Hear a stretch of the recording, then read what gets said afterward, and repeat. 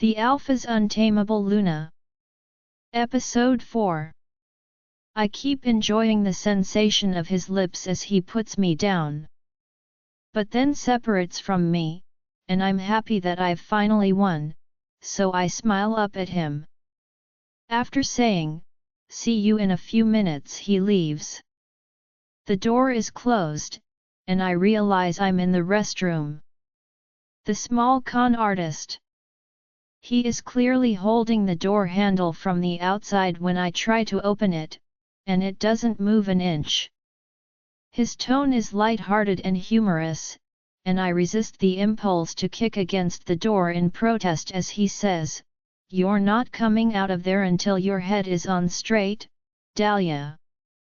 He laughs from the other side of the door as I turn away and complain, "You are the absolute worst." He says cheerfully, "Take your shower and I'll see you in a bit, baby." I turn on the water because I think it might be refreshing after everything that has happened tonight. Dahlia, after taking a shower, I feel a lot more like myself. My logic has returned as the rushing waves of desire that were rushing through me have subsided. Unfortunately, Alpha Finn was correct when he said that I wasn't thinking clearly. It's understandable why I was pushed to the edge of my mind, where logic is non-existent, as each touch between us was like a fire I had to put out. I understand his point that we should take our time and do this correctly. Our relationship as partners is turning out to be both difficult and energizing. However, we have an obligation to accept one another properly, and as the future Luna of the Dread Moors, I have an obligation to do so. I tighten the towel I'm wearing around myself and leave the restroom to walk confidently to the closet. I quickly get dressed and put on some more ostentatious pajamas. From the hallway outside, I hear Finn return to the bedroom.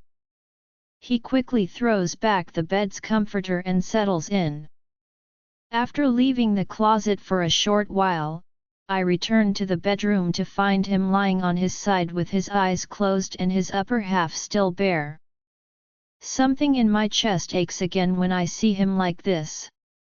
I feel compelled to approach him and observe him in a way that very few people are permitted to, sleeping, unconscious, and exposed.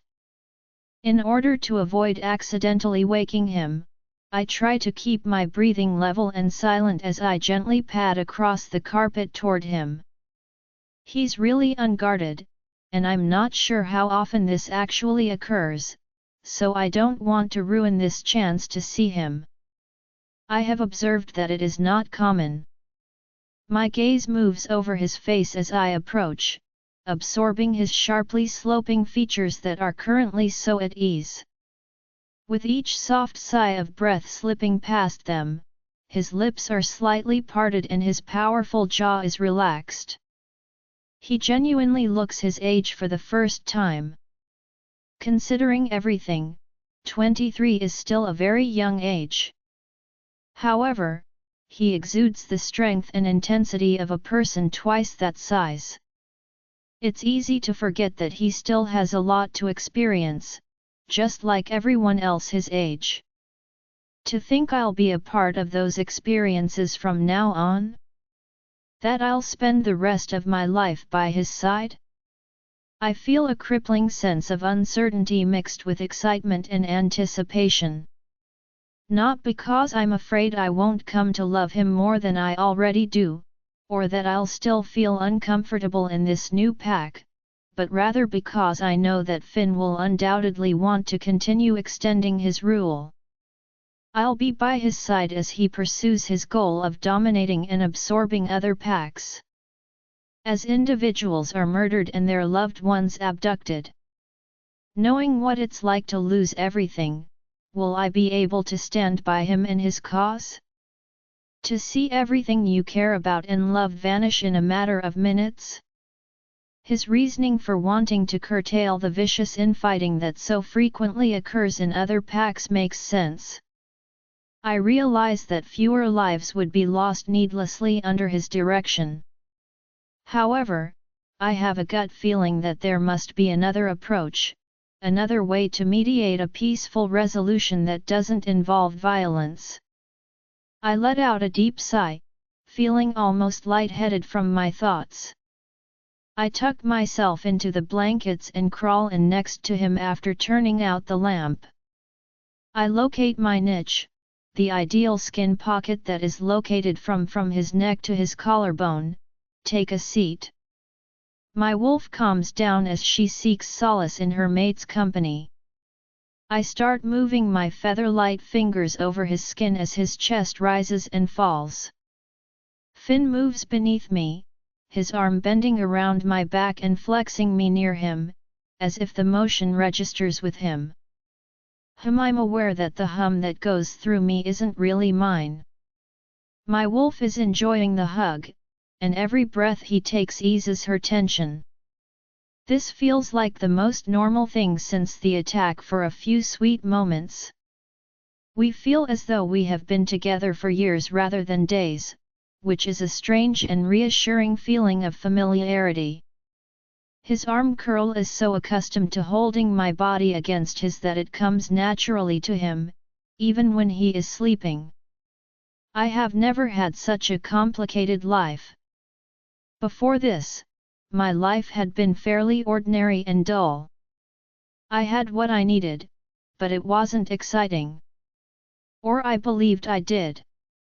I force myself to get closer as Finn's heartbeat throbs steadily through my body, confirming to me that I was indeed unaware of what I was missing. I'm in need of him now. Unlike the last time, I fall asleep more easily this time. Additionally, there are no nightmares or flashbacks.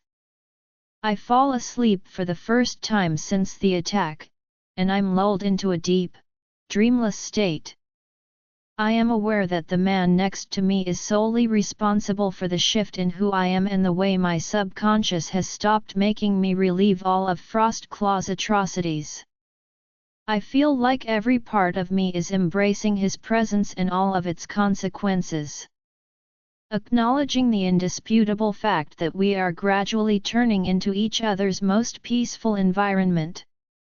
Dahlia slowly, I awaken to the sound of someone playing and absently stroking my hair. It's divine, and as I remember where I am and who I am with, a gentle smile appears on my face. Without opening my eyes, I say, that's nice. I continue to curl up against Finn's warm, inviting body. I wonder for a moment if we moved at all during the night, but my head is still firmly in my nook. I can feel him laugh, the sound of it echoing through my body. It's enjoyable. He says, "Good morning," and then I feel his lips lightly touching my head. At last, I open my eyes and blink drowsily as I look up at him. I'm still getting used to the dim light coming in through the curtains. He has a smile on his lips as he looks down at me with an expression I cannot describe. I want to run my hands through his hair, which is all tangled from sleeping.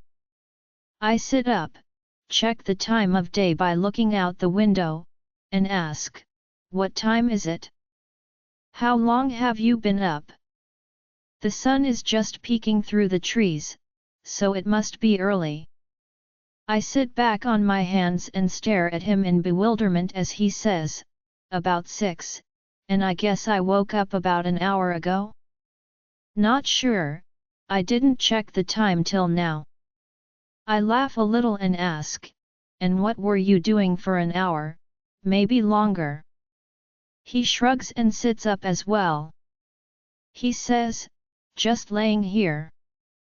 I furrow my brow as he tosses my hair over one shoulder and starts to play with it once more. I say it again, "Laying here." He nods readily, his face expressionless, his gaze focused on the long, curled strands his fingers are still weaving through. He answers plainly, "Didn't want to wake you up." Still perplexed, I repeat, "So you laid there?" His soft smile makes my poor heart tremble helplessly as he says, "I was watching you sleep."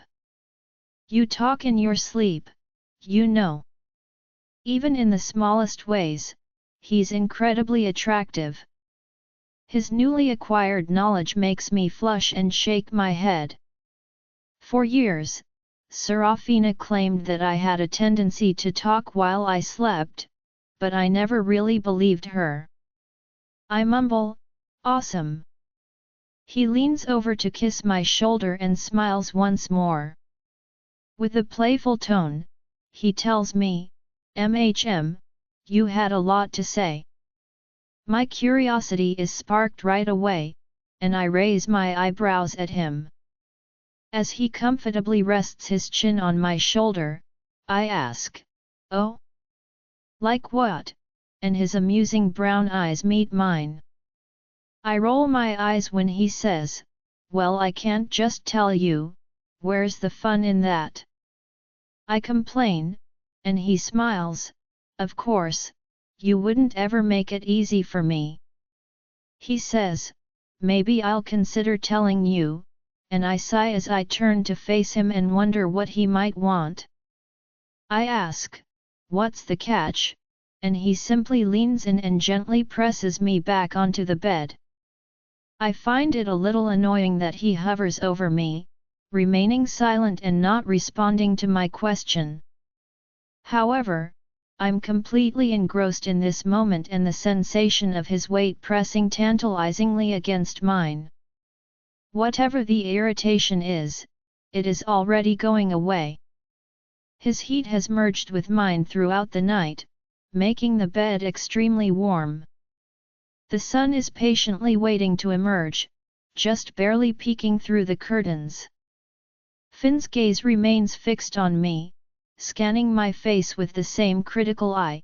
I am the puzzle he needs to solve.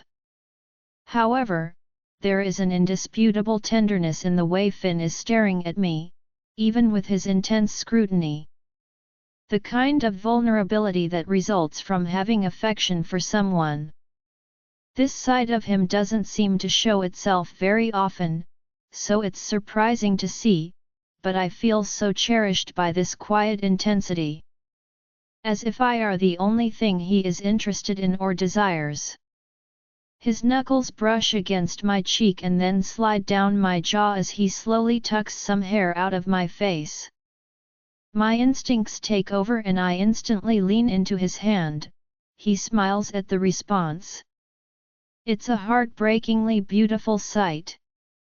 Like he's learning to remember how my skin feels beneath his hand repeats the motion back to my cheek. He doesn't say anything during this time, all he does is stare at me, and I return the stare. It's not awkward or uncomfortable in any way, rather, it seems like we both want a few minutes to ourselves to examine each other and process our intense desire and this new but captivating intimacy. What part of the universe determined that we were meant to be together is beyond me. To be honest, I never thought I would be with someone like him. However, I believe that there is a component of our opposites that enhances one another. He breaks our silence by saying, "You said my name a few times," and I quickly feel my cheeks warm up. I turn my head away in embarrassment. I laugh too, picturing him bewildered while I slept. "Actually, a lot. You said it so much I thought for a second you were awake." He laughs. When I roll my eyes, he smirks and looks at me with more warmth than ever before. "I bet you're just reveling in this." Bending down and rubbing his nose against mine, he says, "It's nice to know you're thinking about me, even when you aren't awake." I can smell his shampoo, and his lips are so close.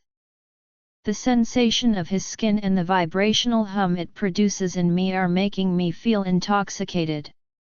I reach up and rub my hands through his hair before rubbing the muscles in his neck. I approach his shoulders and gently massage them all over. I smile to myself as I feel him loosen up beneath my touch. Well, now that I've been thoroughly embarrassed, I lean in to get closer, but he unexpectedly pulls back just a little. He tells me, "But you also said something else." I recline in the pillows, a little let down that I can't touch him yet, but completely fascinated by the reason. As I wait for him to continue, I ask, "Which would be?" The muscles in Finn's face then tighten and pull into a frown that conveys genuine sadness. I believe this is the first time I've ever witnessed him acting truly distressed. Not in an angry way, but rather with genuine sadness. My chest aches sharply at the sight of him. I ask softly, almost fearfully, "Finn, what did I say?" I approach him and run my fingers over his scruffy cheek. Then he looks down and out of my line of sight. He gives my palm a quick kiss while turning his head to face the hand that is still on his cheek. I've never seen him look so upset, and he remains there for a while, turned into my touch. I find it more painful to watch than I would have thought. In order to concentrate on helping him feel better, I almost don't want to know what's in his eyes as he turns back. Concentrate on chasing away his melancholy and the uneasy, throbbing pain I'm experiencing inside of me. His voice is cautious and low as he says, "You asked me not to leave." He says in a tight voice, "You were so sad," almost crying. "You kept saying, 'Finn, don't go. Please don't. Please, Finn.'" He looks away from me after a half second, and I can tell that he really finds it painful to admit this. I try to reassure him, but I'm completely perplexed as to where these muttered words even came from. I don't remember having any bad dreams. I actually slept really well." He sighs and turns back to face me, his eyes piercing my body as I lie there. "I didn't know what to do, I just tried to hold you. I didn't want to wake you up in case it stopped, and it did, after a bit. You only said it only a couple of times but," he says.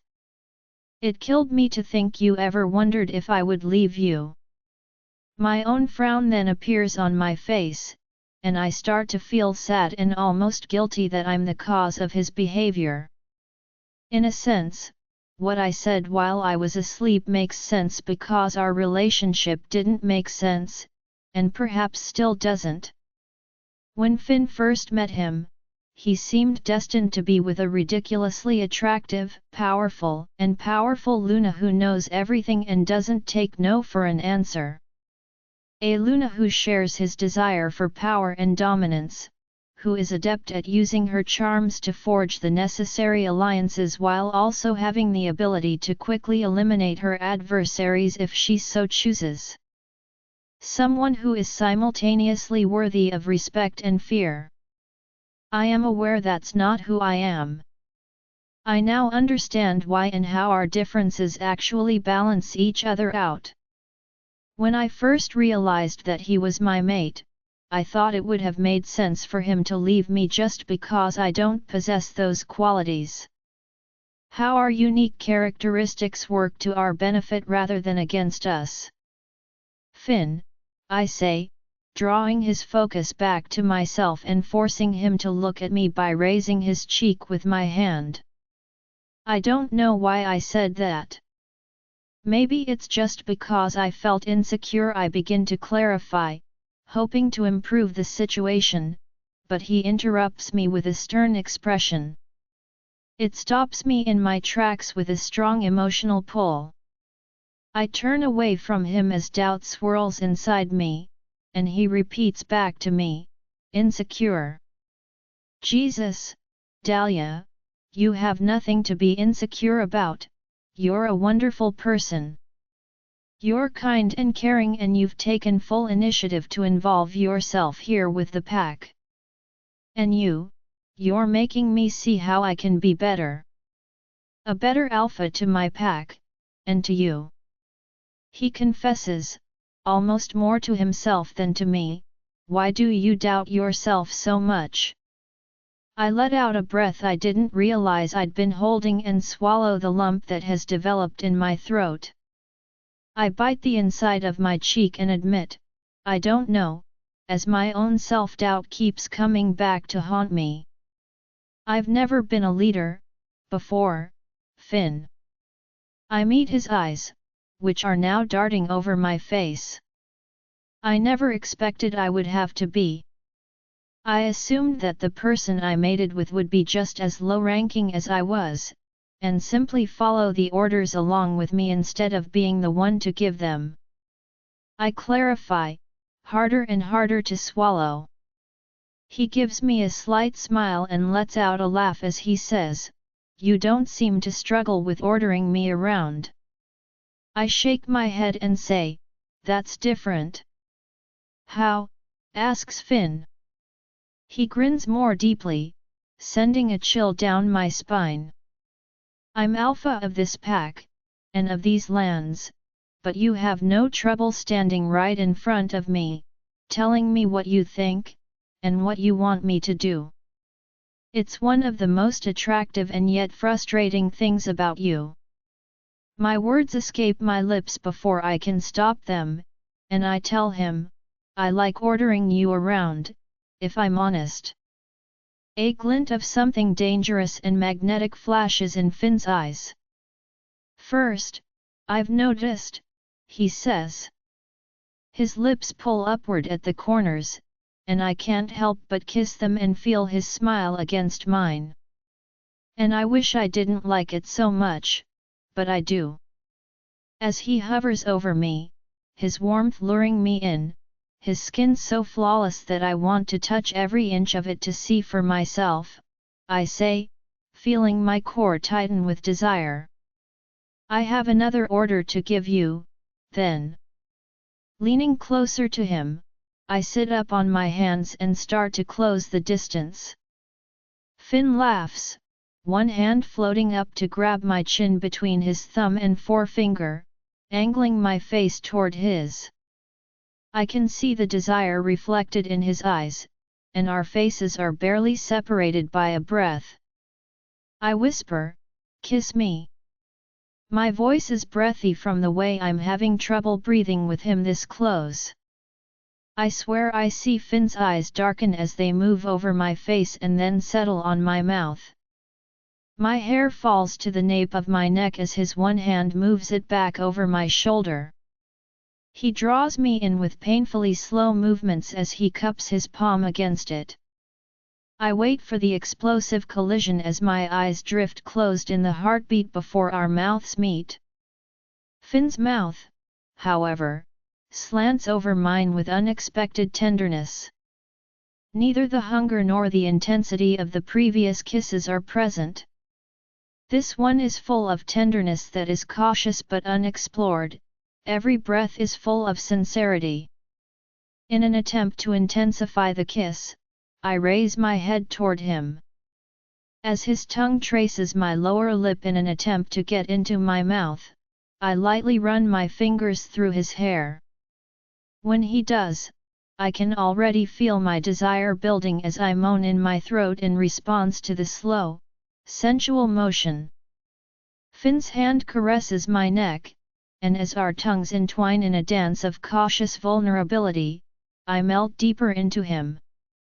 As though saying goodbye, he slowly ends the kiss by putting his tongue away and then coming back to swipe heavenly over my lips. Before he pulls away just enough to let us see each other, he gives me a final tender peck on the lips. My chest is rapidly rising and falling, and I'm out of breath. My lips feel wonderfully alive, tingling with his taste, after that amazing kiss. My entire body seems to have been awakened by that addictive electrical hum, which is still buzzing beneath the surface of my skin. I hope you know I would never leave you, Dahlia. I'm incapable of that. The thought of leaving you now, after these past few days, I couldn't, he says in a rough, strained voice that I've never heard from Finn and would never imagine coming from him. This admission of reality overwhelms me for some reason, and before I can stop myself, tears start to well up in my eyes. I force them down by biting the inside of my cheek, but I still not in agreement. In order to roll us both over, I pull him into me and put my arms around his neck, bringing him down on top of me. I cling to him, pressing my knees against the mattress on either side. As he encloses me in his grasp, I feel his arms extending around me and embracing me back with equal ferocity. For a few extended moments, we held each other while we lay in this position. I try to concentrate on calming my breathing and preventing the tears that are starting to fall from my eyes while I keep them closed. Then I sit up, look down at him, and watch his eyes as they watch me. I press my lips to his for a few seconds, leaning down to give him a gentle kiss. I move away from him and gaze down into his inquisitive eyes. As my voice falters toward the end, I confess, I couldn't leave you either. I mumble, you're all I have now, Finn. A tear slips from the corner of my eye and falls down my cheek before I can even stop myself. I sigh and lean back into him as he quickly wipes it away, his hand then cupping my cheek. In an attempt to reassure him that I mean every word I say, I take a seat in my nook again and give his skin a few gentle kisses. I cautiously ask, can we just lay here, hoping he hasn't got any urgent business to attend to? He says, that's all I want right now, Dahlia, and I grin at how casually he uses my moniker. I've only ever been called that by Serafina and Tobias, and I set aside that name as a special one a while back. I made the decision that it should only be used by those who were most important to me. There's no denying that I believe Finn has every right to refer to me in that way. It feels natural, disarmingly safe, and right coming from him. All of this does. We have only been together for 3 days, but our close bond is only getting stronger. It appears that I won't even be able to recall ever believing that mating with him was a mistake or that it was ever wrong, much sooner than I had anticipated. The thought still seems distant and alien to me. Finn for several hours, Dahlia and I lay there holding and talking to each other. Not a single part of me wants it to end, even though it all feels so strange and new. She shares with me her plans for the day, stating that she wants to go alone to explore the town and look for potential job opportunities. The by herself part is emphasized, clearly so I will notice it. However, I'm proud of her independence rather than annoyed by it. Entering a new pack can be intimidating. I'm happy that she values getting out and getting to know the locals and the land. I describe how I will be assisting in the excavation of some cedar trees that fell on our property as a result of a recent storm. I choose to omit the fact that after that is done, Keith and Julia and I are going to follow the trail back to Frostclaw or what's left of it again. Dahlia would undoubtedly insist on getting involved, so I can't allow her to do so. However, it's too risky. I would never be able to forgive myself if I returned from a scouting trip without her. Dahlia is now using me as leverage. She will have a huge red target painted on her back once other packs start hearing about my mate finding. If other alphas are intelligent, they'll know that she'll be the quickest route to me. They would only need to wait until she was by herself, seize her, and demand that I get up and leave their pack alone. Or, in the worst situation, demand my life in exchange for hers. I'm confident that if it meant protecting her, I would give up my strength and my body. As I mentioned earlier, werewolves are horrible gossipers, so I know that even though I can't stop the news that I've found a mate from getting out, I can at least try to keep Dahlia out of situations where another alpha might be trying to take me down. In a situation like the one I have planned for Keith and Julia today, Dahlia would be extremely susceptible to being utilized as a tool. I intend to keep her where I know she will be safe, which is right here in the boundaries of the Dread Moors, based on what she told me about this pack with the lightning-shaped markings. As I tend to my coffee and her tea, she is currently preparing our breakfast. We've gotten into this much of a routine so quickly, which is strange but completely comfortable. She is once again sporting one of my shirts, just as she did on our first day together. I adore the way it looks a bit too much, and it reaches her legs. She puts our 2 bowls of hot cereal and fruit, brown sugar and all, on the counter as I set her cup of tea down. She takes the mug of tea in her hands and says, "Thank you," with the smile of a child receiving an ice cream cone.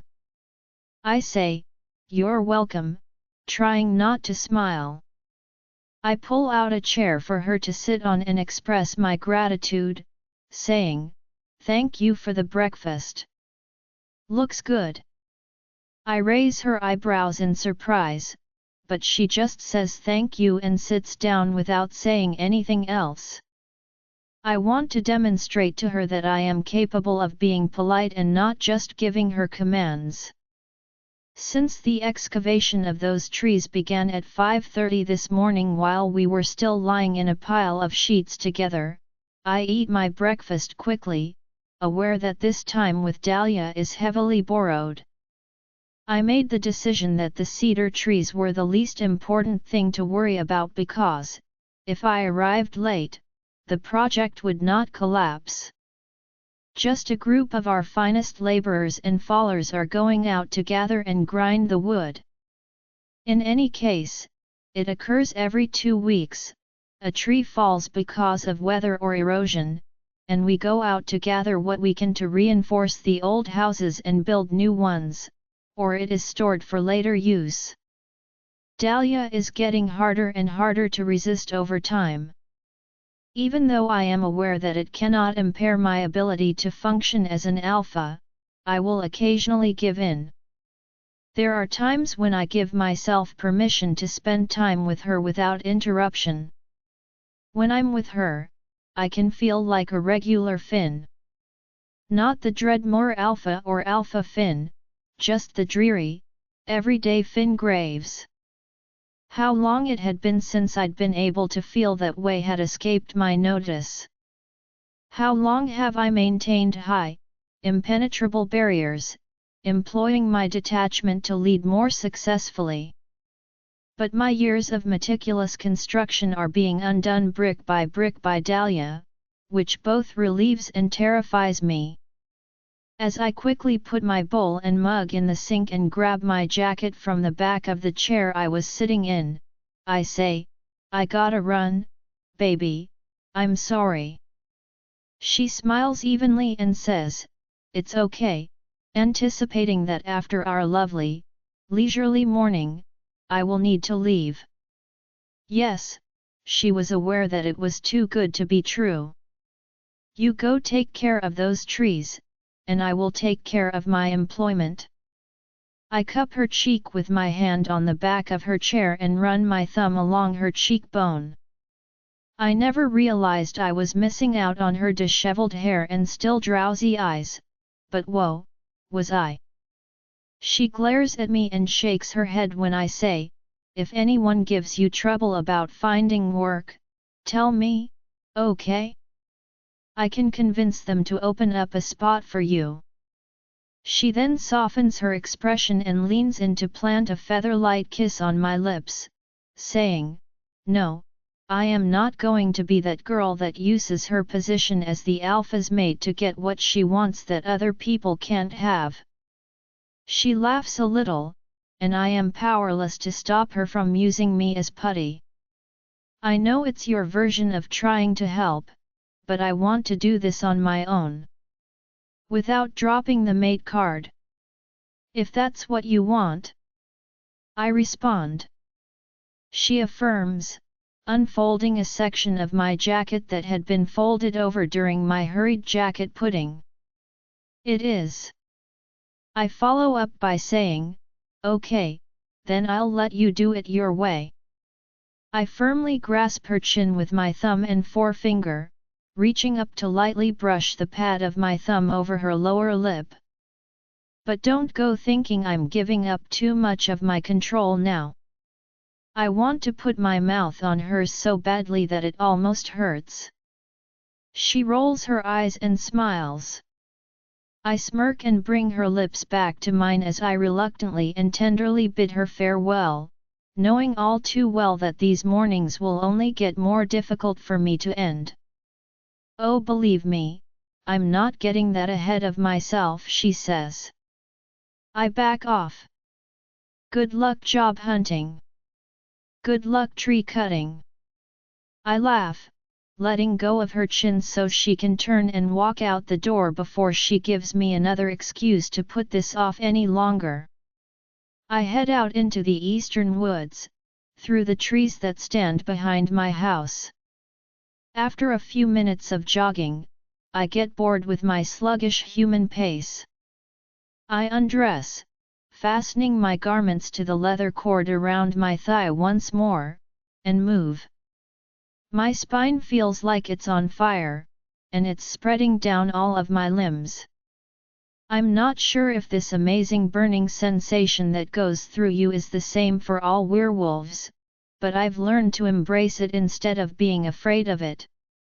I take off at a speed that seems slow to me now, but would undoubtedly leave any average person in the dirt miles behind. Now, as I inhale the sense of everything around me, I dig my claws into the ground and kick it up. I can hear the ocean waves crashing behind me as clearly as if I were standing directly in front of them, and there are a few deer 500 meters to my left and a black bear northeast of me. Werewolves always have keen senses, but when they're fully transformed into wolves, their senses are far more acute than when they're human. I'm not sure why, but I believe it's because we are our more animal selves in this form. The more primitive, unpolished selves. We should be working in the east, so when I smell wolf blood on the wind, I instantly quicken my pace.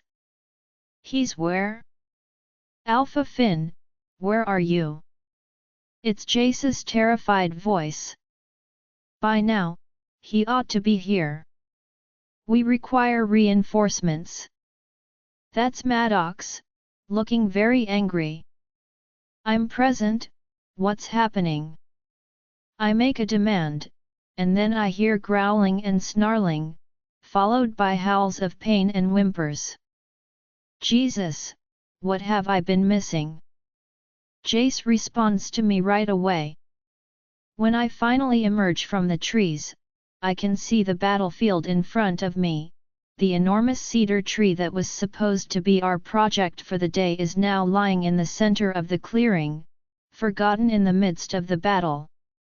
All around me, wolves are bumping into each other with a sound like two boulders colliding. Splashes of blood start to adorn the forest floor as teeth and claws slash through the air. The sound of snarls and growls tearing through their colossal chests is pure and primordial. You can actually feel the reverberation in your bones. I gather myself as best I can, then start looking around and mentally counting the pack members I know will be assisting me today. However, Jace and Maddox are already speeding past me before I can even count more than 2 of my members. They run off in the direction of the clearing or the other side. I snarl and charge forward, charging after the 3 assailants with the red-crimson claw slashes engraved on their coats. I watch as Maddox and Jace come to a quick stop, turning around fast enough to drop into a defensive position, while I keep gaining ground on my targets. 2 heartbeats later, the 3 assailants have caught up to them, and as they begin to gradually move forward in Jace and Maddox, they also assume a fighting stance. I keep charging toward the opposing wolves with everything I've got. As I formulate an attack strategy, I start to bank and curve to the left, giving me the angle I require. I launch myself into the air and jump over the backs of the 3 enemy wolves, sailing overhead and aiming for the middle one. As I land on the other side, I precisely time it, snapping it with my jaw around its neck and tossing it over my shoulder. The 2 remaining opponents pay attention to me, but that's all they can do before Jace and Maddox come in for the kill. They only needed the brief distraction. I look around the clearing and count 7 Dreadmoors and 10 attackers, including myself. From where in hell did they originate? I ask angrily. From the north, they emerged from the woods. We believe that in order to stay downwind and evade detection, the jerks they must have swam up the fin. When Maddox tells me, I jump at another assailant who is coming toward us and bite its shoulder. I throw him behind me and he cries out in agony. Save that one for interrogation. I must know how they got here and why. Looking back at the bigger battle in front of us, I see Keith, the 15-year-old boy with the unique ability to track, battling a much bigger wolf with burnt amber fur. I started to go in his direction because I felt like I couldn't get close enough to him. Keith's legs are snapped at by the amber wolf, which then grabs his front left leg and clamps down firmly. Keith's now fractured leg makes a sickening snap sound as he yells in agony. Just as I get to him, he falls to the ground. Without any delay, I slam into the amber wolf, causing it to fly through the air and land in a pile of dust and dirt 30 feet away from us. Are you all right, child? Keith takes his weight on his front leg and starts to limp as soon as he stands. It is undoubtedly broken, but it should begin to mend soon enough. Don't worry about me, I'm fine. I'll be completely recovered in 5 minutes. When I turn around, I see that the amber wolf has pulled herself up off the forest floor and is staring at me with disgust. I quickly refresh my previous count, which now shows that there are only 6 attackers left. Where is Frank? I look around for the younger grey wolf, the son of our pack woodworker, a tall, shaggy-haired boy who spends most of his time making jokes and helping out anyone in need. Frank has been learning the art of woodworking over the years, so he spends most of his time with his family, especially his father. The youngster is just 19. As I keep looking between the battling wolves, I spot him and notice his eerily still, immobile body crumbled beneath the fallen cedar tree. The tree directly above him has blood on its bark, which is a clear indication that he was seriously hurt before colliding with the tree. After eliminating another foe close to Frank, Jace pauses between opponents and goes up to him. Jace sniffs and waits for any signs of life while gently nudging Frank's head with his nose. Jace shakes his head twice as he looks up, his eyes fixed on me with sadness in them. No, God! Knowing that I will eventually have to go find his parents and inform them of how he was killed in the ambush, I start to feel a wave of pure rage wash over me. How I wasn't there in time to help, which led to his death because we were outnumbered. A howl echoes from deep within my chest as I throw my head back. Howling this loudly and forcefully hurts my lungs, but knowing that we lost one of our own to these sick jerks hurts my heart even more. They would get a fight if they wanted one. The others join me in my song, and as we cry out for our missing brother, our howls of grief reverberate eerily through the trees. The sound of howling is carried down, down, down by the pines, alders, maples, and cedars. Across the sands, across the waves crashing at sea, down to the ocean. When our people hear it, they will understand exactly what it means: complete and utter loss down to the village. When our howls stop, I turn to see that the Crimson Claw/Slashes wolves have now assembled, standing in a line 50 yards away, most likely counting the number of people they have lost. Even though I am aware that they have lost more people than we have, I don't give a damn about their suffering at the moment. We didn't know the potential cost of this battle, but they did. We didn't anticipate losing one of our own when we entered this clearing today. My wolf raises his hackles in rage because of that, because of the cowardice involved in ambushing an unintentional foe. I'm proud to say that every pack we have faced has always known our intentions in advance, even though I know I've taken my fair share of lives. Only after the initial fighting started and everyone involved understood the stakes did the Dreadmoors launch an ambush against anyone else. There are 6 of us and 4 of these apologetic wolves remaining. They must already be aware that we can remove them. It would be very easy. I take a step forward and pull back my muzzle to reveal my enormous steel teeth, letting out a deep, guttural growl as I implore them to initiate contact. Behind me, I can see their eyes darting back and forth between each other and my pack. Finn! What's happening? It's Nova. I can hear her scurrying feet hitting the ground as she dashes toward us through the trees. The same pack that destroyed Dahlia's ambush. They are aware that they cannot run, but they are also aware that they cannot win. It must stop now. I give her an explanation while snarling at the enemy wolves, who shuffle tensely in place. Without a doubt, they're having their own mind-link discussion to determine their next course of action. We must ask them questions. My dad is running with Nova in this direction as well. All we need is one, which we have taken alive for interrogation. Frank was killed.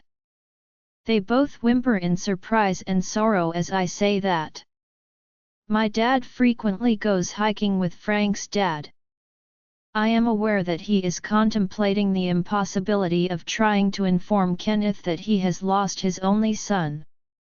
They might give us information that would be useful to know, so we should give them the opportunity to surrender. In spite of his grief and rage over losing Frank, my dad tells me he is attempting to provide an out and some mercy. However, I'm not my father, and I don't have any tolerance for people who enjoy taking advantage of a helpless victim. The one in custody is ours. I turn to see the black and grey wolf I bit into earlier standing over Isaac, one of the laborers who came to assist us. As he bleeds from his wound, Isaac has him pinned down beneath him, defenseless. It won't matter by then, but it will heal soon. He will be completely outmatched and available to us. Finn, we must talk about this. Nothing to talk about. With white-hot rage blazing in my veins, I cut my dad off, and a few seconds later, he and Nova emerge from the trees. I'm not sure how they knew we'd be here or even managed to get past our lines, but they came here to ambush us. However, they arrived here fully aware that they would have an advantage. Frank was only a child when they killed him. From behind me, I hear growls of agreement from everyone in my pack, including Nova. They would receive what is rightfully theirs. Alpha, I'm with you. Maddox approaches me with a saunter, settling on my left flank and gritting his teeth at the strangers. For this, my conscience will not suffer. It would be fair. Jace comes up behind me, grabbing my right flank and warningly snapping his teeth at them. Dad, you can fight or stay out of it. They're not going out of here alive, either way. I focus on the slender ember wolf from before. This smaller group appears to be led by her. A beta, I suppose. He would only send someone he fully trusts to lead this attack if their alpha wasn't present. Unless there was a strong hand to carry out this attack, he would not permit it to occur. Can't I make you change your mind? My father comes over to me from where he is standing with Nova, and I look at him. His eyes are filled with simple disappointment, and his fur is now turning grey with age. I'm disappointed that I can't do what he would do. Nevertheless, we both know that 20 years ago, he wouldn't have hesitated either. I believe he is becoming softer as he gets older. Where else did I learn to be as ruthless as he once was? You can't. Pops, you can either accompany our new visitor back into town or participate in this event. It's your call. With a sigh, my dad looks at the 4 wolves in front of us. The amber one isn't scared of dying, as evidenced by her steely face. She will fight to the end. The others appear less certain, but they continue to stare as intently as they can. Despite his youth, Frank was a good kid. My dad mumbles, and I see memories of my dad flash through my head, Frank and his father laughing together while working on a project, Frank's mother putting his arm around him lovingly during the monthly dinner, Frank using his own muzzle to help his younger sister catch fish in Ravenbrook. He was, Pops. And because he happened to be here tonight, we will be returning his body to his parents. My father glares at the 4 wolves who are to blame, his fur standing on end and his haunches lifting. We're all capable of feeling his anger as if it were our own. Our ties are so strong because that is a part of being in a pack. Since it becomes yours too, whether you like it or not, we are fully aware of the amount of pain or suffering someone may be going through. Son, after you. With my pack trailing me, I make an explosive lunge in the direction of the orange wolf. We bite into flesh and rip through it like a wildfire engulfing parched ground, leaving nothing behind. It's the closest thing we'll get to closure at the moment, even though we know it won't bring Frank back. I won't feel truly satisfied until I have this pack's alpha pleading for his life. Holding it in my hands, I will play with it, and make him regret ever considering attacking Dahlia's pack and now my own. Dahlia, after I was done washing the dishes, I hurried out of the house. As soon as possible, I wanted to get out and figure out how I could help the pack here. I've always hated feeling like I'm worthless. I'm now entering the Packhouse Cafe in the hopes of running into Nova and getting her opinion on where I would be most likely to find employment. Before long, she spots me as I slip into a booth. Nova gives me a big smile and rushes my way. Her eyes sparkle with that constant mischief as she slides elegantly onto the bench on the opposite side. "Well, look who it is," she says with a grin. She asks me, "How is my favorite mate of the alpha doing?" and I laugh and roll my eyes. I am doing well enough, I say, thinking back on our morning and, more importantly, our evening. When I correct her, Nova squeals with delight. Well, actually, really well. One of the customers in line for their coffee looks over at us curiously, so I chuckle and silence her. I can tell she means it when she says, I know right now is not the time or place, but believe me, I will get you to spill all the juicy details once we're somewhere more suitable. I sigh and shake my head as she raises an eyebrow at me and says, I am sure you will, but that isn't why I'm here. I need help finding a job. Nova purses her lips in thought as I ask. I refuse to laze around town feeling useless and out of touch with the people here.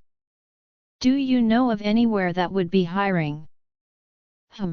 Well, I would offer you a position here, but we're pretty good on people right now. There's the bookstore down the way, or maybe the furniture place across the square. They usually like to hire later in the season though. She breathes deeply and puts her arms around the table as she thinks. I scowl, wondering if I'll be lucky. What else? She nearly chuckles as she asks herself, oh. The school. How could I forget? This information makes me happy. I've always loved working with children, and I used to do a lot of babysitting back at Frost Claw, which meant helping with homework and teaching science and math. She nods angrily when I ask, really? Yeah, totally. Mrs. Scott runs it. It is just her and her daughter, Brenda, working there right now. They had a third caretaker, but she just had her own baby, so she's off on maternity.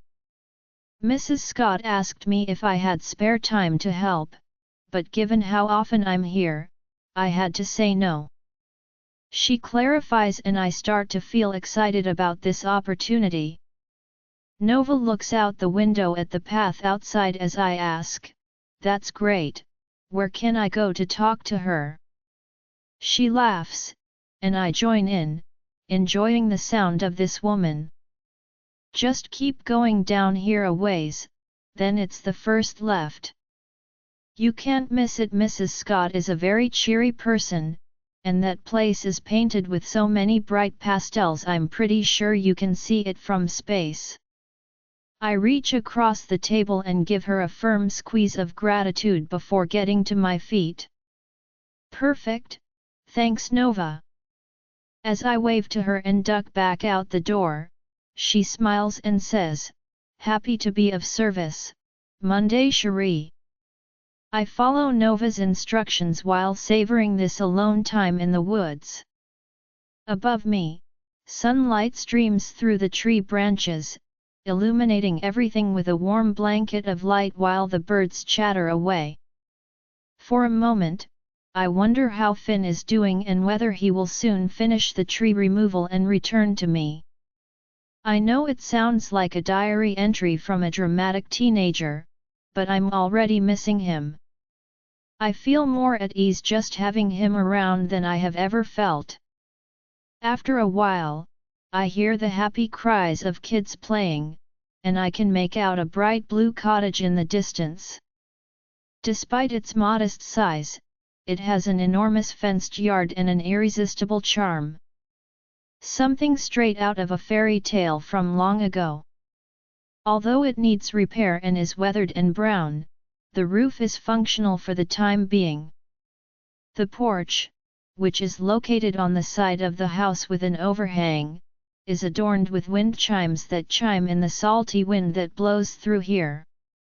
A rainbow of vibrantly painted butterflies of various shapes and colors are fluttering along the sunshine yellow fence. Outside the house is a sort of makeshift playground, complete with a sandbox, a hopscotch board made of precisely drawn chalk lines, a slide, and a set of swings. As I get closer, I see children running around, some sharing a ride on the slide, others occupied with chasing bubbles blown for them by an elderly woman with graying blonde hair. She notices me coming almost instantly. I would assume she keeps a close watch on unexpected guests arriving at her fun pastel haven. I wouldn't allow anyone to threaten that either, if I had put in the effort to construct this. I wave, attempting to convey my good intentions to her. One of their older children, who may be around 6 years old, receives the bubbles from her and then takes over the responsibility of keeping the younger ones entertained. I open the gate, pass through, and ascend to the porch steps, where the sound of the wind chimes surrounds me in a symphony. The sound of the chimes combined with the laughter of the kids is so charming. I find myself thinking about how distant the cries and screams of my people being killed at Frostclaw now seem, almost as if it were all a bad dream that seemed a bit too real. Here, I feel calm and safe. The children probably do too. She gives me a cautious smile when she says, "Hi, can I help you?" Despite the fact that the Dreadmores do have a larger number than other packs, I am not someone she recognizes. "Hi, I'm Dahlia. I'm a friend of Nova's." I immediately introduce myself to Nova in an attempt to allay some of the suspicion Mrs. Scott is displaying. And it succeeds. A smile spreads across her eyes as her face calms. She laughs and holds out her hand to me, saying, "Oh, I see. I'm Brittany Scott. Well, you must be new here, I hadn't recognized you at first." I nod in agreement as we let go of each other. "I am a newcomer, you're right," I respond. I chuckle and Mrs. Scott gives me a sympathetic smile. "Nova told me of how you're in need of some extra help here, and I happen to be very unemployed since I only just arrived." Mrs. Scott and I both lean against the porch railing. Yes, Nova is so busy at the cafe, so I can't say I was surprised when she had to turn me down. "You have much experience with children." I give a quick nod. I smile, remembering the children with fondness. "Yeah, I do. I was the main babysitter for my last pack. Kids anywhere from 6 months I became the regular go-to in town." The realization that they are all now dead sends a shockwave through my heart. The idea makes my stomach turn, but I force the feeling as far down as I can by biting down on the inside of my cheek. I need to maintain my composure long enough to establish relationships here. With interest in her brown eyes, she quickly follows up, "Oh, that's great. You enjoy it?" As if my life needed a healthy dose of the easy carefree energy that children provide, I confess, yes, very much. Kids have a way of putting things in perspective, not taking everything quite so seriously. I think we have less of that as we get older. Mrs. Scott looks to the side of the house where the kids are still playing and says, "That's so very true." An older girl with blonde hair and a face similar to Mrs. Scott's is now present, I notice. She is no more than 14 or 15 years old. She and the younger kids are playing in the sandbox. I ask, "Your daughter?" and she nods, her face changing to one of complete pride. "Yes, that's Brenda. She's 14. She helps me here after her classes are over. It's hard doing all of this alone, but it's nice I at least have her to help for a few hours when she can. She enjoys them a lot." Mrs. Scott is saying to me. I'm impressed and remark, "She sounds like a sweet girl to give up her spare time to be here." I would have rather done almost anything than chase after whiny, snotty-nosed kids when I was 14. It wasn't until I was 16 and wanted to save money for a car that I started babysitting. Therefore, learning about children isn't always as horrible as you initially believe. She is. I wouldn't be able to do this without her. Brittany informs me. I would need someone full-time. We open at 7 in the morning and parents are generally here to get them anywhere between 2 and 4 p.m. On some days all the kids are out of here at 2, other times we have a whole lot of them till 4. It's hard to pinpoint. She clarifies, smiling easily. I'm not too strict with pick-up times because I know how hard it can be as a parent, trying to master the juggling act of children and work. I give her a nod as she begins to guide us to the children's play area. That's nice of you to do, I'm sure they appreciate it. I respond. Brittany smiles as I laugh and say, those hours work fine for me, full-time is not an issue. As we make our way across the playground, she remarks, you sound as though you're in need of some distraction. A number of young boys wearing cowboy hats are running between us. I smile and ask, it's that obvious, is it? Brittany chuckles. As we get closer to the sandbox where her daughter is playing, she says, don't worry, I know how it feels to be at home twiddling your thumbs. I don't envy those who have that much spare time. Brenda shouts, here comes the dump truck, as she tilts the bucket of the toy dump truck back, allowing the sand to slide out into a large pile. The young girl with whom she is playing chuckles and grabs the dump truck. My turn, she yells, excited to give it a go. Brenda, Brittany says to her daughter.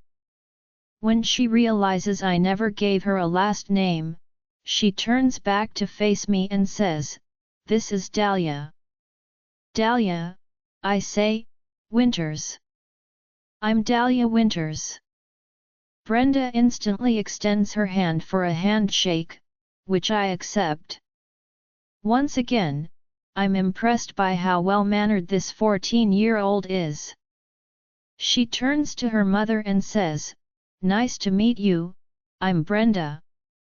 But I'm guessing you already knew that. I nod in agreement as she laughs. I attest, I gathered as much. Mrs. Scott looks back to the kids with the bubbles and says, Dahlia is hoping to help us out here. She used to do a lot of babysitting for her old pack. Do you think you could show her around? I think I better go make sure that they haven't decided that the bubbles are a new kind of juice. The whole group laughs at this. As Brittany continues to smile at her daughter, Brenda nods, I can show her around, Mum, sure. This interaction alone tells me how much she loves her. Squeezing her shoulder, she says, thanks honey. I start to thank her for the job, saying, I really appreciate it, Mrs. Scott, but then a sound breaks through all the other sounds around us. The wind chimes, the children's laughter, and even the ocean's rhythmic cycle of crashing along the shoreline seem to stop for a brief moment. A howl is heard, and then several more join in, reverberating all around us. It seems to be coming from all directions as it carries through the trees. The noise is tearing at my inner wolf, who would know that howl signifies mourning anywhere. I feel the air being nearly drawn out of my lungs. There's a dead Dreadmore pack member. Finn, we are bloodied and unkempt when we return to the village. They still had claws and teeth, even though it was easy for us to tear that little pack apart. My father follows me back, followed by Maddox and Jace. I nod as Maddox tells me, Isaac's got the live one secured, Alpha. I flex my jaw at the idea of getting information out of him and say, good, I'll be around later to talk with him.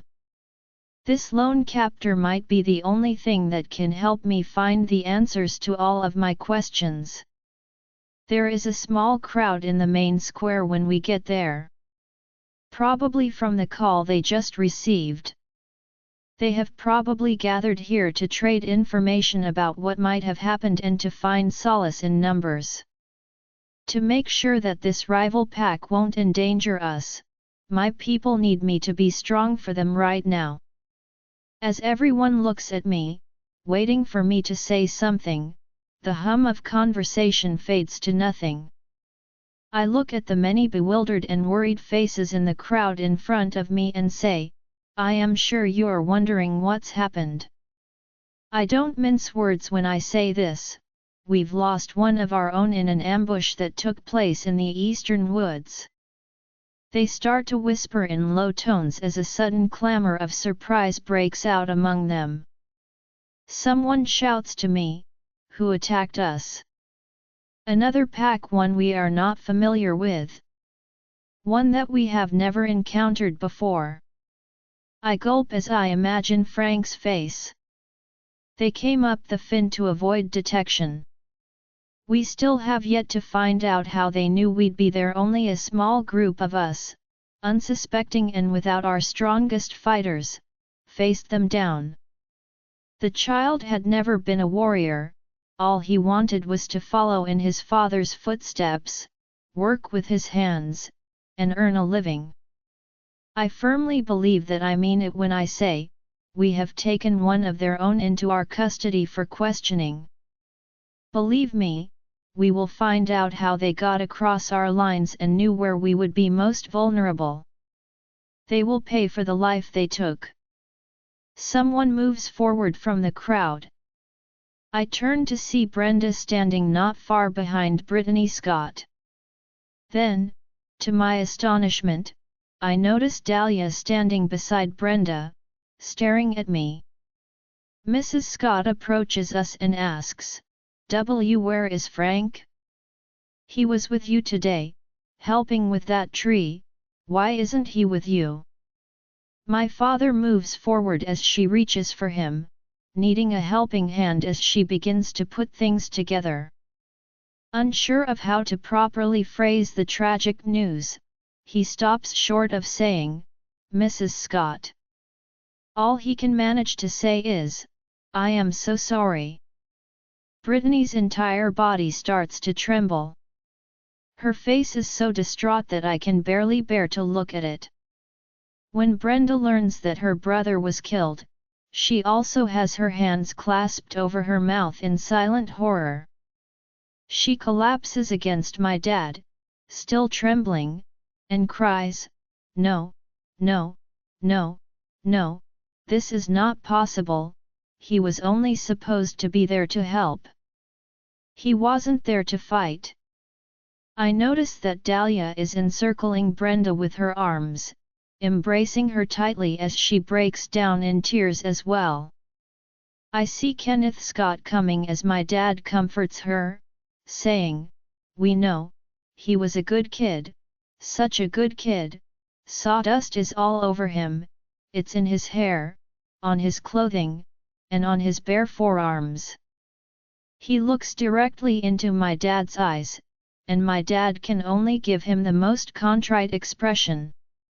As I watch his eyes brighten, Kenneth shakes his head and says, Corwin, this has gotta be a mistake. As Kenneth shakes his head in complete shock, my dad responds, I'm sorry, Kenneth, I truly am. He is still holding on to Brittany. As his emotions overwhelm him, his voice breaks, Not my boy, no, please. Not my boy. Kenneth stops himself as he screams in sorrow, trembling, and then he bursts into his full wolf form, a huge whimpering mass with its head hung low. He's too young. Oh God! No, no, No, no he exclaims. As I notice that Mrs. Scott is also trembling uncontrollably and about to move, I say, Dad, step away from her, now. My mind then darts to Dahlia, where she is with Brenda, who is still in her clutches. Brenda is shaky as much as her mother. I scream, Dahlia, let her go, because I know that if Brenda moves too close to her, she could get really hurt. Dahlia immediately lets go of her, taking a few steps back as she becomes aware of what is going to happen. Both Brenda and her mother change almost simultaneously, their grief and loss calling forth their most basic selves. Howling the entire way, the three Scots headed into the woods. We are all drawn to experiencing their suffering and loss as they do. Out of instinct, a few of the pack's younger, less seasoned members start shifting. Uncontrolled shifting can result from significant events, like the death of a pack member, when you're young and still attempting to control your wolf side. Occasionally, it has been observed to occur on a larger scale, typically following the death of an alpha. No matter how mature or experienced they are, almost no werewolf can avoid shifting when that occurs. Aside from losing a close loved one, it's among the worst losses anyone can experience. The crowd starts to thin out as they take in the information, their brother was killed, there is a pack out to get us, and there is the complete and utter mystery of not knowing who we are actually fighting in the first place. They separate into groups and embrace each other while exchanging questions and condolences in low voices. Dahlia swiftly locates me, navigating her way through the throng of people. At the same time, we reach for each other, bringing ourselves as close as possible as her arms loop around my neck and mine around her waist. I close my eyes and breathe her in, enjoying the sense of relief she gives me from the guilt and heartache I'm feeling. Even though we're in the middle of a huge pack gathering and people are observing us with suspicion, wondering who she is and why we're acting this way, I don't care. She is the only person who can provide me with the sanctuary I need right now. Her voice is strained with emotion as she whispers into my ear, I am so sorry, Finn. I grip her more tightly. As we let go of one another, I shake my head and confess, feeling a tinge of rage at the truth, they caught us by surprise, none of us were ready. Her sad blue eyes examine me as she puts her hand on my cheek, and I lean into her touch. The majority of the blood on me is not mine. By now, any wounds I may have had have healed. She asks, they had the red markings, didn't they? And I nod in agreement. As my dad comes toward us, she drops her hand and mutters under her breath, bastards. I nod in agreement as he says, Finn, we need to regroup. Discuss how we're going to interrogate the one we took. Decide how to move forward. However, it feels like a spinning top inside my head. When I woke up this morning, I had no idea how this day would turn out. Frank is no longer there. Gone because I didn't arrive when I was supposed to. My dad nods and turns to Dahlia when I say, I know, and you're right. But I think we can afford to let him wait for a few hours. Come sunset, we'll question him. He smiles half-heartedly and says, I suppose you'd be Dahlia. Dahlia accepts his hand as he says, I'm Corwin Graves. I wish we were meeting in a happier setting. She responds, me too, Mr. Graves. To my dad's and my own surprise, she ignores his handshake and embraces him. She tells him, I'm so sorry for what happened today. My dad's eyes meet mine over her shoulder, and her overly friendly gesture paints a puzzled expression on his face. I shrug. I didn't think that would happen either. However, I'm starting to notice that Dahlia never fails to surprise me. He insists, "Please, Corwin is fine." She nods and smiles slightly as they start to back away. He squeezes my shoulder and says, "I better go find your mother, she will be waiting to hear what's happened." "I'll see you later, son." I say, "Sounds good, Dad," and he turns to leave, heading toward their house. Dahlia tells me, "You look like you could use a hot shower." I nod in agreement. I take her hand in mine and find the way to my house, agreeing, I really could. For a few minutes, as we stroll through the forest, everything is silent, but I can almost hear her thoughts racing. I don't want to mince words, so I say, "Dahlia, I know you want to say something. Just say it." I nod in agreement as she says, "You took one of them." "Yes." I respond equitably. As we get closer to the house, I sigh and nod again. What happened to the others? I assume there had to have been more if they were able to kill Frank. There were others, 10 in total. We took out 6 initially, got it down to 4. They were trapped. They knew they would lose if they fought us, and that they'd lose if they ran. I'll sum it up. But they knew there was a chance of that when they came into it. I have no sympathy for them. I let Dahlia pass through the door before I open it for us. As she looks at me too analytically for my taste, she kicks off her shoes, walks to the kitchen counter, and folds her arms on it. She says, "I don't either." This somewhat surprises me. However, she had to witness this pack's massacre of her people. "I want to be there when you question him." I turn to face her, genuinely surprised this time. My mouth opens and my eyebrows lift. I shake my head and say, "No, no way. We still don't know why they attacked your pack, or mine. Until we're clear on why they're here, I can't let you near them. If they realize you're a survivor from a pack they've already destroyed." I tighten my jaw in response to her counter-argument, "I'm safe now. I'm with you. He can't lay a finger on me while I'm inside these boundaries, strapped down and unable to shift." She clarifies.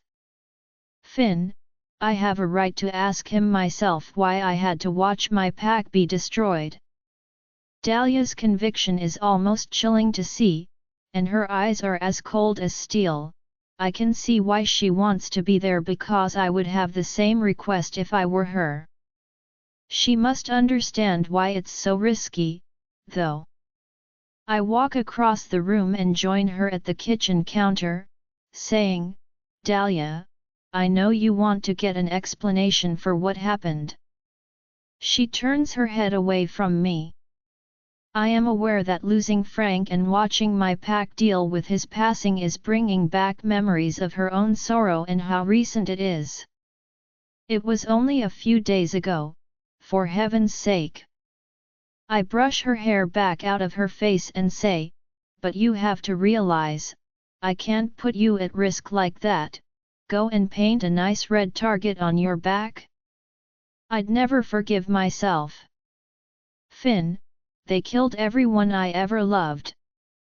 Her eyes are rimmed with tears that are on the verge of spilling over when she turns back to face me. I feel that terrible pain in my chest right away, like someone is using a dull blade to cut through me. I can't bear to watch her like this, Jesus. I take her face in my hands and gently kiss her forehead, saying, "I know, baby. And I swear, I'm going to make them pay for what they took from you, from us. She blinks, tears streaming down her cheeks. I want to be there when you talk to him. I want to hear how he justifies killing innocent people, innocent families. She quickly swipes them away. With a fire in her eyes, she clenches her jaw and says, I want to be there when he admits he has the most cowardly, spineless alpha who manipulates his pack into doing all his bidding for him. I have to be there, Finn. I am not asking any more. I sigh as I look into her red-rimmed eyes, which are now blazing with a familiar fire that I used to have, vengeance. I am aware of the extent to which seeking revenge can take over your life and begin to influence everything you say, do, and choose. I am also aware of the harm it can cause if you allow it to take control. She might completely lose herself in her desire for vengeance if I deny her this opportunity to feel as though some justice has been done for what she has lost. I am aware that I cannot allow that to occur. Okay, I grudgingly agree, letting out a deep sigh. Regardless of the circumstances, the thought of this makes my wolf very unhappy. She nods without hesitation when I say, if that's what you want. She states firmly, it is, and then smiles just a little. She rambles, thank you, and I see how my complacency in letting this occur is also unintentionally putting us on a level playing field. Now, Dahlia begins, interrupting my train of thought. She looks at my forearms, which are still smeared with a concoction of blood, grime, and perspiration, and asks, how about that hot shower? I confess, half smiling, it's an idea.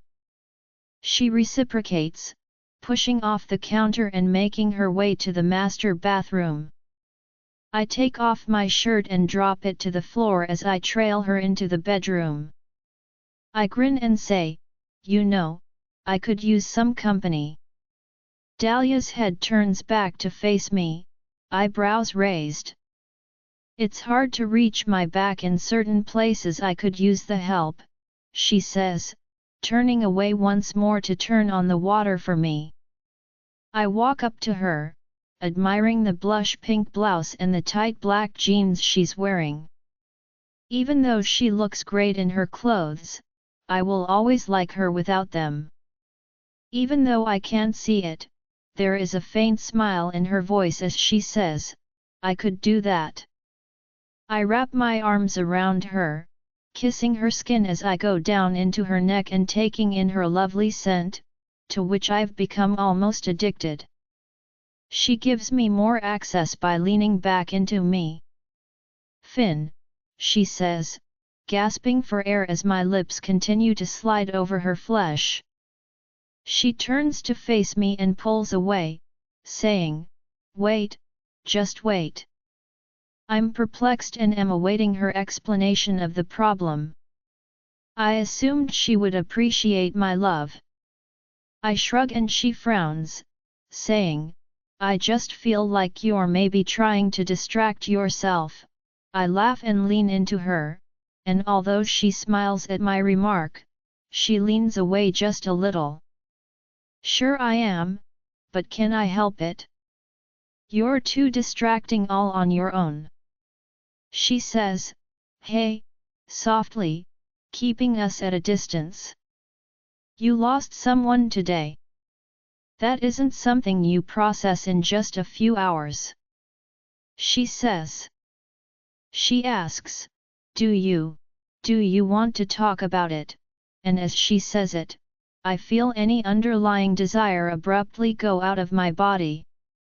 She would much rather talk about my feelings than take a nice, steamy shower with me, of course.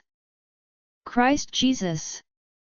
I shake my head and flex my jaw as I kick off my boxer briefs and undo the button on my jeans. Don't do this with me, Dahlia, I say. I can't help but let the acid get into my voice as I snap, I'm in no mood to get all touchy-feely right now. I step inside the shower after opening the glass door. Neither she nor I say anything more.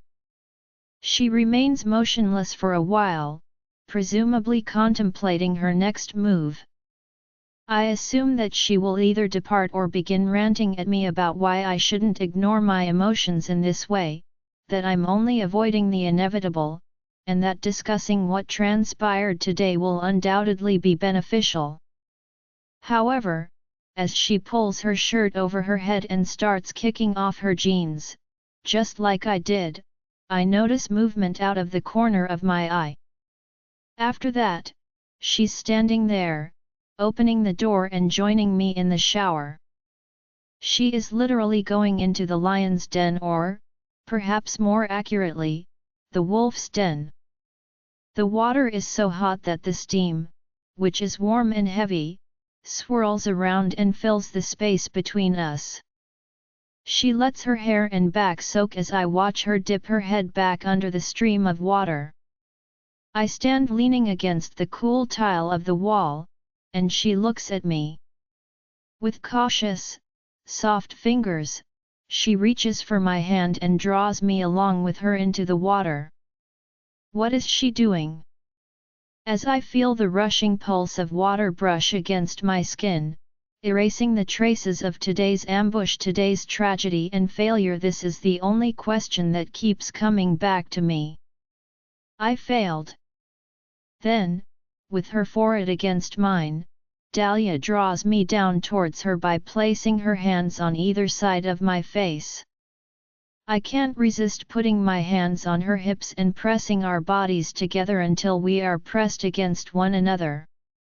Showering with her was almost like cuddling, and I just didn't want to welcome someone that close to me.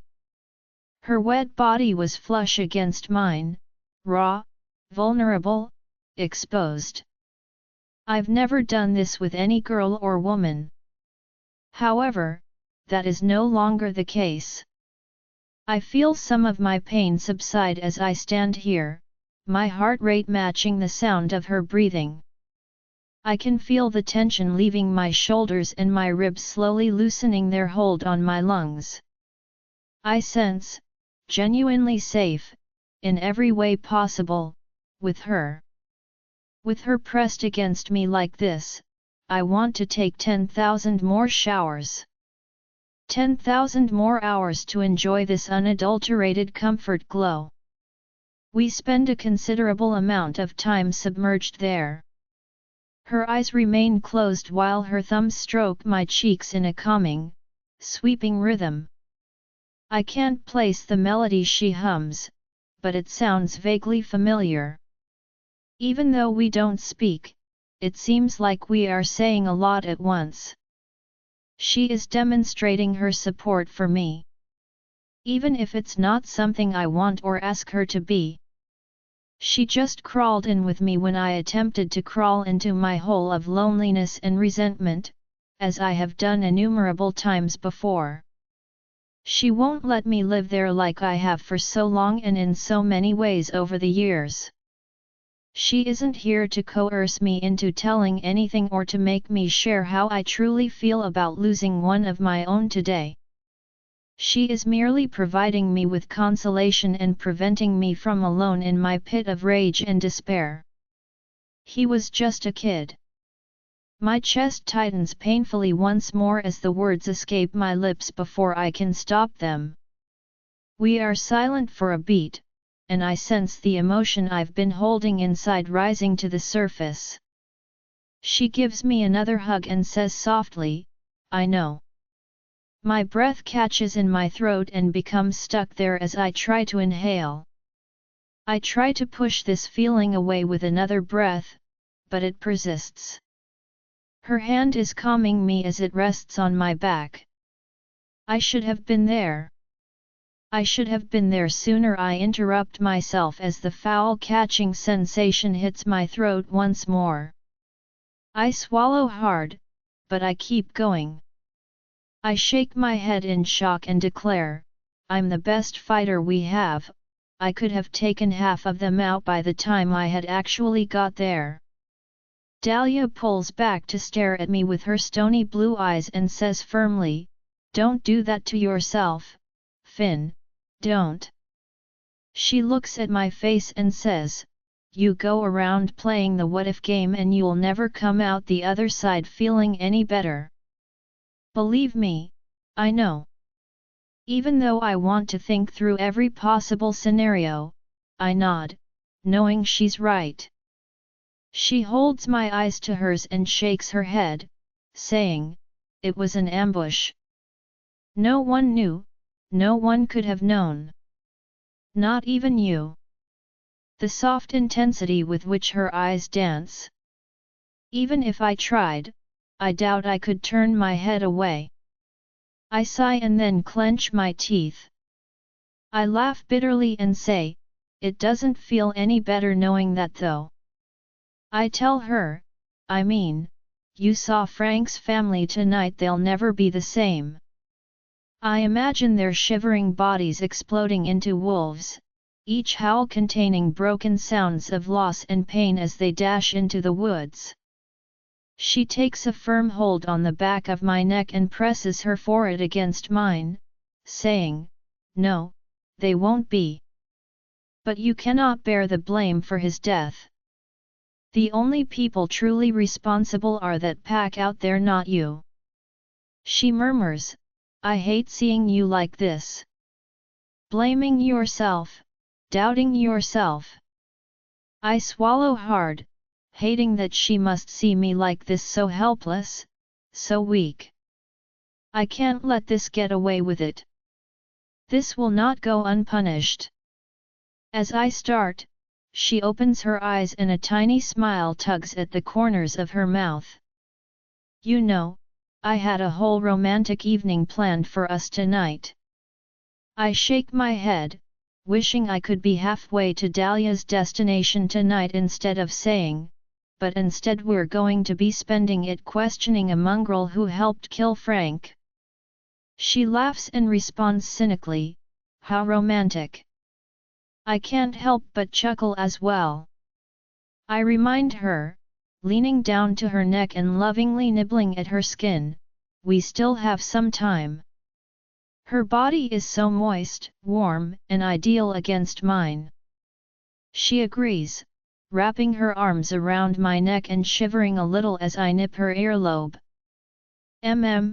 We do."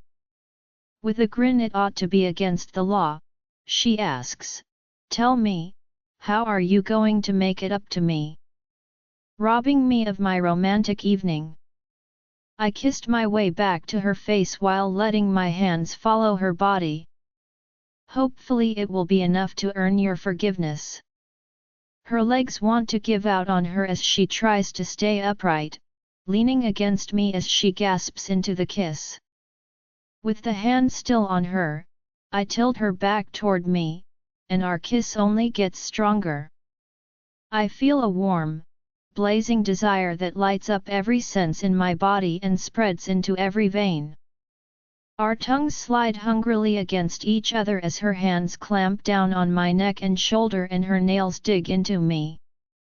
I snarl in agreement, enjoying the way her unrestrained desire makes her nails dig into my flesh. She's so prepared for me already. Dahlia groans softly, "Oh," and the sound causes my wolf to become enraged with desire. I stick one finger into her and enjoy how hot and wet she is for me. My God, Dahlia, the sensation of her wrapping around my finger, her velvet walls seemingly created just for me, makes us both moan simultaneously. When she starts breathing erratically, I immediately stand up to press my mouth against hers. Dahlia is excited to see me and gives me a passionate kiss while my hand keeps moving steadily. Her hips start to rock in time with the rhythm I've established as she holds onto either side of my neck. I smirk at her mouth and slide my middle and index fingers inside her with ease. Holy replies, "Oh my, and breaks the kiss as she arches off the wall. Her groans bounce off the shower's glass, creating an erotic echo chamber that ultimately leads to my downfall. I tell her, "Sit on my face, baby," pulling my fingers back before lowering myself to the shower floor and recline. Fortunately, the shower I selected is almost the same size as the bathroom. With a nervously excited smile, Dahlia bites her lip. She is eager for this first experience, I know that.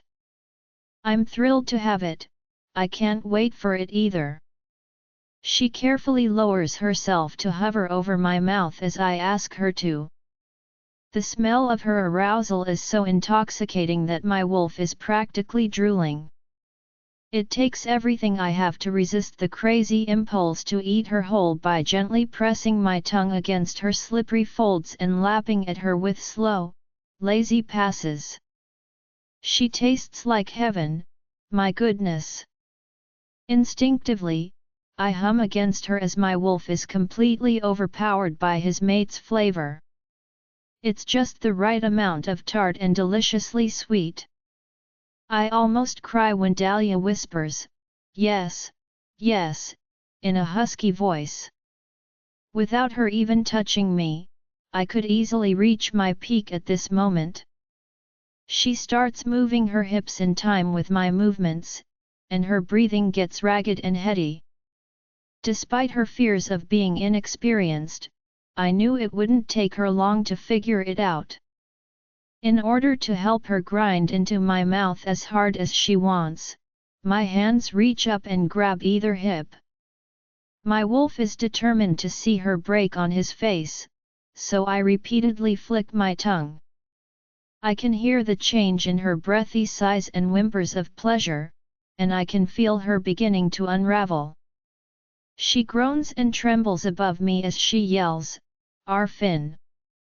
Yes, please, don't stop," she breathes, pressing harder and faster against my mouth. "Baby, I won't stop until your eyes are rolled back in your head and you're a trembling mess." I want to say something, but since I don't want to interfere with Dahlia's steady assent to release, I just press her hips closer to my mouth. She doesn't finish her sentence, as her entire body arching back as it rocks through her. "Oh my God, oh my, Finn. I think I'm going to," she says. She yells, "Finn," and the sound of her calling my name almost makes me finish myself. I lick and kiss her tenderly against the swollen skin as Dahlia slowly comes down from her high, saying goodbye to her delicious pink folds. She says, "Holy shit," as she slides down to stand fact face above me. "I will never get used to that." She laughs. I smile as I lean in to give her a kiss. Her innocent sweetness is simultaneously incredibly cute. I say, "I don't want you to." Despite the heat and steam of the shower, she flushes when I smirk and say, "I plan to make you come harder every single time I get the chance." With a devilish smile, she takes my rock solid in her hand and gives me a few pumping motions. Well, I think this means it's my turn. I let out a moan and instantly raise my hips to comply with her movements. It's almost frightening how quickly she's learning how to break me down. I lift my hips toward her and say, "I want your mouth, baby." "SHH, she grins and says. As though reprimanding a child, she says, "All in good time, no need to rush." Although this irritates me somewhat, I'm too enamored with her lovely torturous game to give a damn. Her hand moves quickly, but relentlessly. It's just too much for me to bear to sit here and watch her do this to me. As she continues to slide her hand up and down my shaft with flawless ease and pressure, I draw her into me and kiss her with almost bruising force. The intense need we have for one another rises to the surface as our tongues dance and our breaths mix. No matter how much I try to satisfy the pulsing need, it will not go away. Every cell in my body yearns to be entangled with her. I know I can't control myself much longer. Dahlia must also be aware of it, because before I can respond, her hand continues to work me at my base.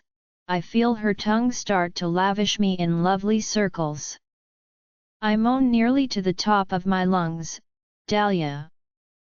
As I feel it building and about to explode, I lean back and exhale, "How are you so good at this?" She leans over me to kiss my lips, and I hear her laugh. Dahlia gently kisses me with her lips over mine. I brush her damp hair back over her shoulders as I sit up to plant the kiss. I say, "Thank you," as we separate.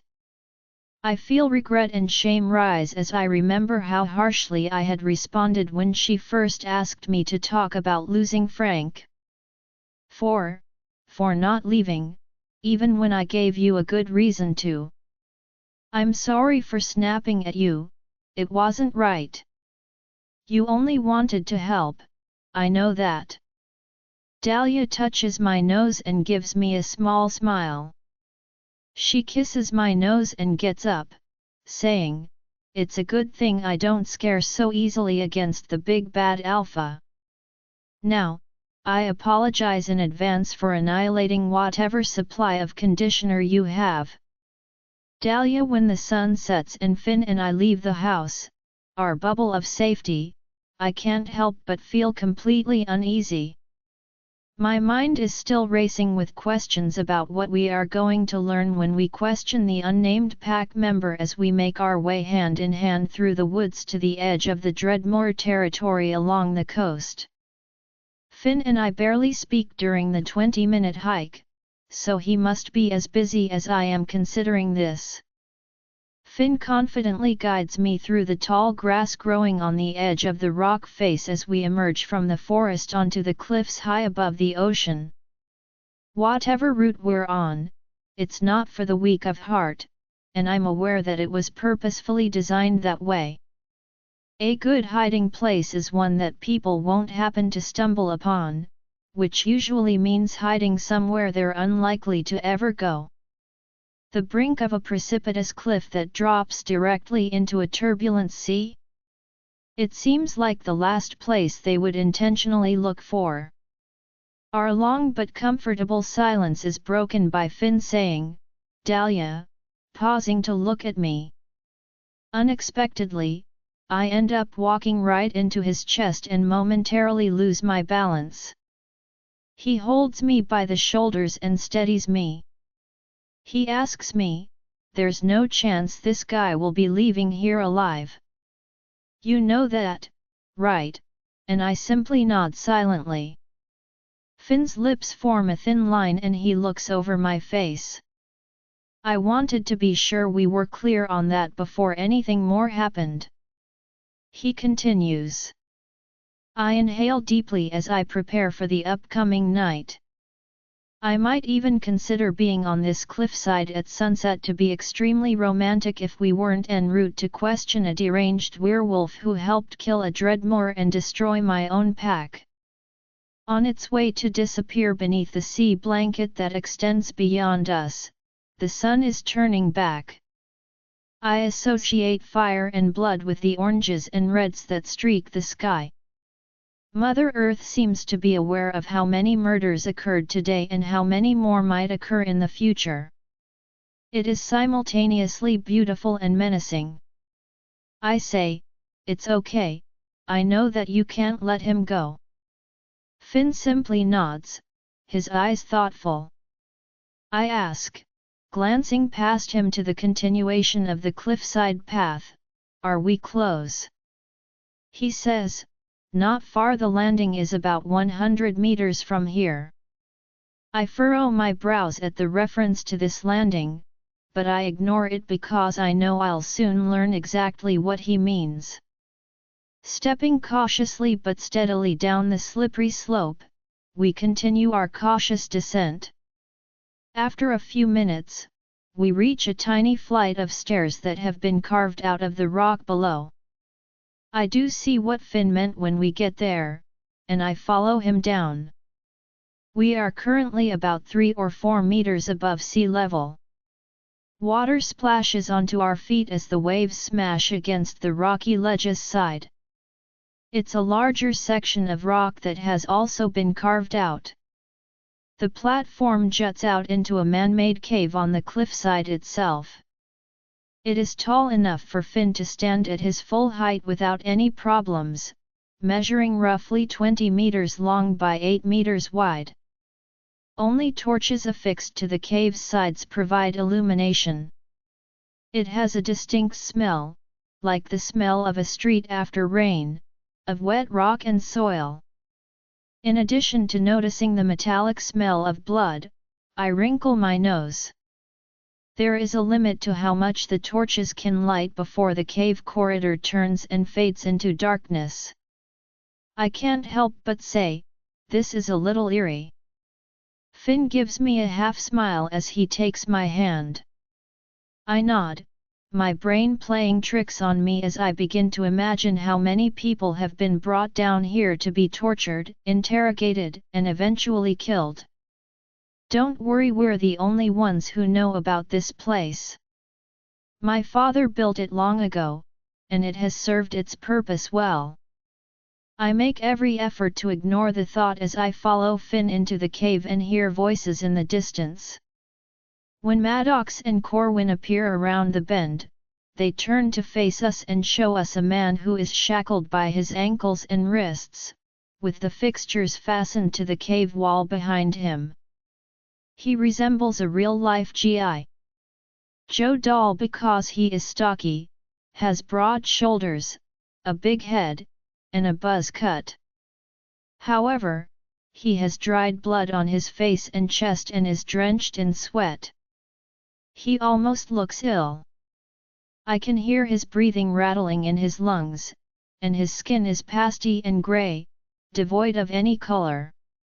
As we get closer, Finn asks Corwin and Maddox, is he talking?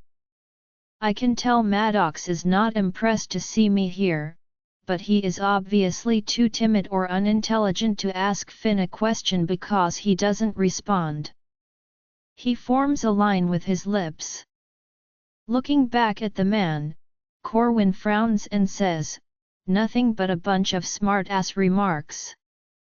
The wolfsbane injections are working though, and we just dosed him up again. It shouldn't be long before he's squirming. Doses of wolfsbane? I had no idea that such a thing could exist. Even though I would love to dispel all of the ridiculous werewolf myths that are out there, I must verify this one. One of the few substances to which werewolves are not immune on this planet is wolfsbane. The pain is considered to be among the worst sensations if it is consumed by eating the herb or inhaling its smoke. Death is almost inevitable if you consume enough, but it doesn't always happen right away. That must be the reason it is the preferred weapon when facing a pack enemy. Finn asks, good, how many milligrams? Maddox responds, 6, alpha. I'm curious to know how long this man has left to live. Join our Facebook and WhatsApp group for more updates, link is given in description. Rest audiobook will be continued in next episode.